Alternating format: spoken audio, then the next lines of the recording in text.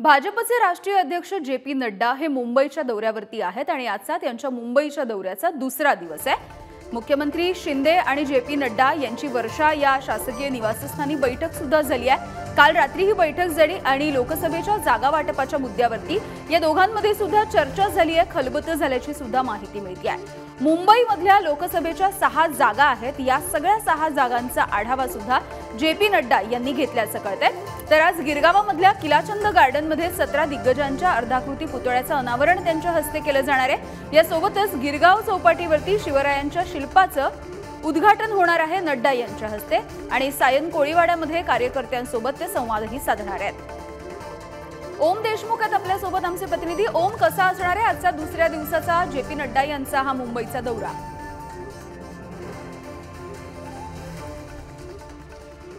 यामिनी, सर्वसाधारणपणे सकाळी 9:30च्या सुमारास त्यांचा एक कार्यक्रम गिरगावमध्ये असेल। किलाचंद पार्कमध्ये ते बाळासाहेब ठाकरे, लता मंगेशकर, स्वातंत्र्यवीर सावरकर यांसारख्या 17 महान व्यक्तींच्या अर्धाकृती पुतळ्यांचं अनावरण करतील। त्यानंतर खारघरमध्ये एक अश्वमेध यज्ञ आहे, त्याला ते उपस्थित राहतील। दुपारी त्यानंतर 2 वाजता सायनमध्ये केंद्र सरकार आणि सरकारच्या योजनांच्या लाभार्थ्यांचा एक मेळावा आहे, त्या मेळाव्याला ते संबोधित करतील आणि साधारणपणे 3:30च्या सुमारास ते दिल्लीला रवाना होतील। असा साधारणपणे आजचा त्यांचा कार्यक्रम आहे।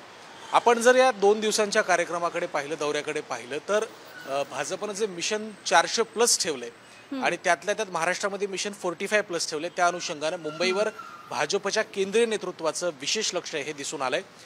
पंतप्रधान नरेंद्र मोदी असतील, केंद्रीय गृहमंत्री अमित शहा असतील, यांच्या पाठोपाठ अमित शहांच्या पाठोपाठ जे.पी. नड्डांचा हा दौरा राजकीयदृष्ट्या अत्यंत महत्त्वाचा आहे। ज्या प्रकारची राजकीय समीकरणं महाराष्ट्रात गेल्या काही महिन्यांमध्ये जुळू लागली आहेत, त्या अनुषंगानं हा दौरा खूप महत्त्वाचा मानला जातोय। काल काही महत्त्वाच्या सूचना आणि निर्देश देखील पदाधिकाऱ्यांना देण्यात आले। काही प्रकारे एक प्रकारे कानउघडणी सुद्धा मुंबईतील काही पदाधिकाऱ्यांची करण्यात आली आहे।